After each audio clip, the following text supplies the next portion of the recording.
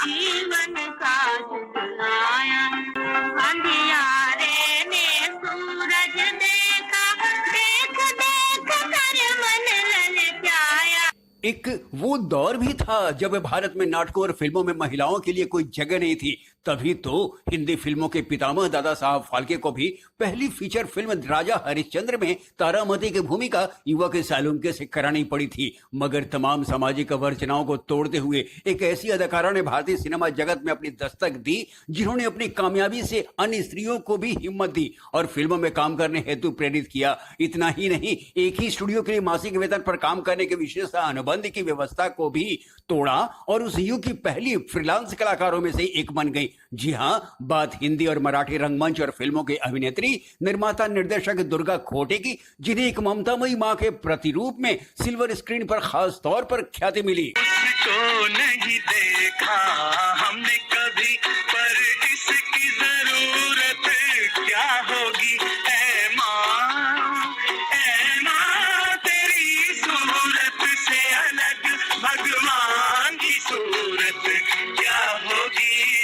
एक संभ्रांत कोंकण मराठी परिवार में 14 जनवरी 1905 को बंबई में जन्म हुआ दुर्गा खोटे का बचपन का नाम वीटा लाड था। पिता का नाम पांडुरंग शामराव लाड और मां थी मंजुला बाई। जिन दिनों महिलाओं की शिक्षा वर्जित थी, दुर्गा खोटे ने स्कूली शिक्षा कैथेड्रल हाई स्कूल से हासिल करने के बाद सेंट जेवियर्स कॉलेज से बीए किया। कॉलेज के दिनों में उनकी शादी एक अमीर खानदान के मैकेनिकल इंजीनियर विश्वनाथ खोटे से कर दिया गया। दोनों का वैवाहिक जीवन सुखमय बीत रहा था। 2 बेटे भी हुए, मगर ये खुशी ज्यादा दिनों तक न टिकी। जब वे मात्र 20 साल की थी, पति का निधन हो गया। पति के गुजर जाने के बाद ससुर ने तो संभाला, मगर कुछ ही दिनों के बाद जब ससुर की भी मौत हो गई तो ये सहारा भी छीन गया। आर्थिक तंगी के दौर में उन्होंने बच्चों को ट्यूशन पढ़ाना शुरू किया। उन्हीं दिनों जेवीएच वाडिया की ओर से मूक फिल्म फरेबी जाल में अभिनय का प्रस्ताव आया, जो उन्होंने स्वीकार कर लिया। दुर्भाग्यवश 1931 में प्रदर्शित यह फिल्म फ्लॉप हो गई और उन्हें आलोचनाएं भी झेलनी पड़ी। हार कर उन्होंने पांव पीछे खींच लिए, मगर वी शांताराम में उनकी प्रतिभा को पहचान लिया था। उन्होंने अपने फिल्म अध्याचे राजा में तारामती की भूमिका सौंपी, जो हिंदी और मराठी दोनों में बनी। लोगों ने दुर्गा खोटे के किरदार को सराहा और देखते देखते वे स्टार बन गई। इसके बाद 1932 में माया मछिंद्र, 1934 में सीता और 1936 में अमर ज्योति ने उन्हें शीर्ष अभिनेत्रियों की श्रेणी में ला खड़ा किया। 1937 में उन्होंने फिल्म साथी का निर्माण और निर्देशन किया। 1941 में चरणों की दासी में अभिनय किया, जो हिंदी और मराठी दोनों में बनी। 1942 में विजय भट्ट की भरत मिलाप में कैकेयी, तो 1943 में फिल्म पृथ्वी वल्लभ में मृणाल वली की भूमिका निभाई। इस बीच बेटे की असामयिक मौत एक बड़ा सदमा दे गया। बाद के वर्षों में उन्होंने कई महत्वपूर्ण किरदार निभाए। 50 के दशक में मोर ध्वज से मिर्जा गालिब। वो क्या आएगा? तू खाई न खाई इंतजार की आग में जलती बिरह गाती है।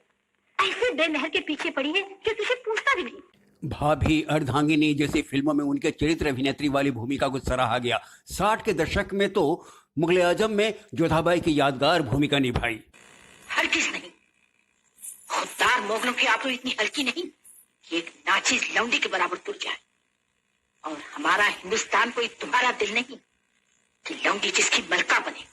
इसी तरह भाभी की छुड़ियां, गृहस्थी, मुझे जीने दो, शगुन, दूर की आवाज, पूर्णिमा। ये तो बनते बिगड़ते रहते हैं। उन्होंने पक्का कर दिया है, तुम उसे कच्चा कर डालो। काजल। अब तुमसे क्या पढ़ना? गुरु दर्शन का तो बहाना था। मैं गई इसलिए थी कि पुरोहित जी ने एक लड़का देख रखा था। अनुपमा। मैं जानती हूँ ये किस लिए बात नहीं करती। बातें करेगी तो पूछ देंगे, हंसेगी तो मोती। सगाई, देवर। पागल है गोपी। भला 2 खानदानों में दुश्मनी की जो दीवार खड़ी हो गई है, क्या सुरेश के मान लेने से गिर जाएगी? शंकर का शराब पीकर शांता को पीटना क्या वो लोग भूल सकेंगे और शांता को भेज देंगे? दादी माँ। कालिका रानी मार उसके पिट्ठुओं का मुंह काला होना चाहिए। राजा प्रताप राय, दीनानाथ, उस नक्काल की नाक कटनी चाहिए। इसीलिए बुलाया मैंने तुम्हें। मेरे किराएदार, मेरे काश्तकार, सबकी वोट मिलेगी तुम्हें। संघर्ष। मेरा बेटा, मुझे मेरे बेटे के पास ले चलिए। सपनों का सौदागर, झुक गया आसमान, एक फूल 2 माली, जीने की राह, धरती कहे पुकार। मास्टर जी को बैठने को तो बोल। मुंह मीठा किए बिना आज हम ना ही जाने देंगे। जैसी फिल्मों में प्रशंसनीय अभिनय किया। ये जलवा 70 के दशक में भी बरकरार रहा। खिलौना,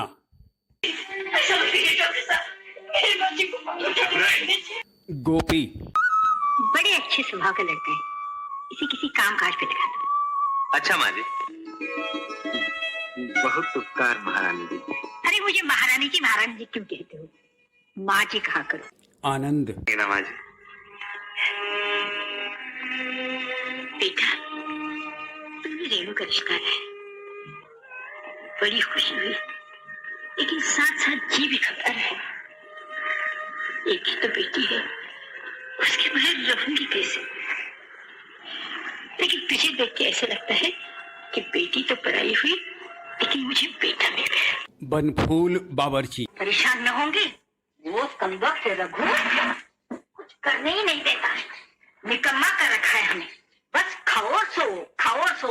राजा जानी, अभिमान, तुझे देख भी सकूंगी या नहीं?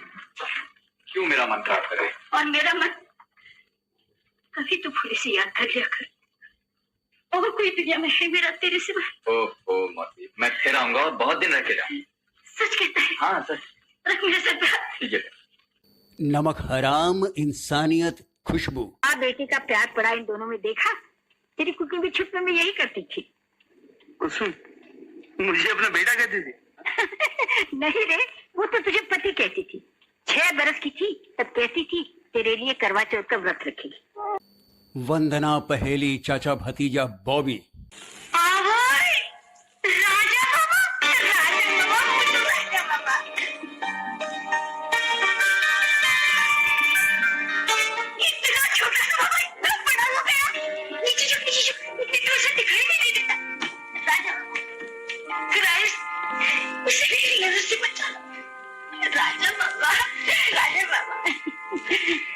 जैसी फिल्मों में उनकी भूमिका को भुलाया नहीं जा सकता।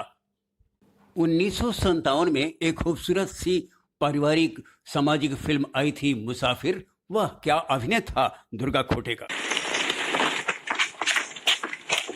कैसी लक्ष्मी बहू है, माफ कर दो ना।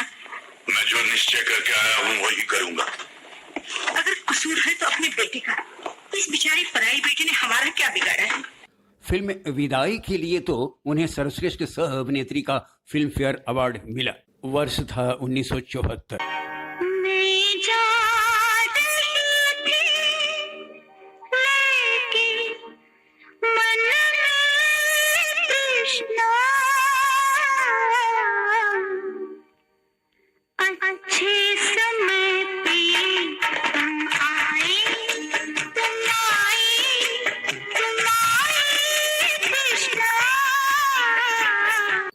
आरंभिक फिल्मों में नायिका की भूमिकाओं के बाद जब वे चरित्र अभिनेत्री की भूमिकाओं में दर्शकों के सामने आईं, अपने बेमिसाल अभिनय की छाप छोड़ दी।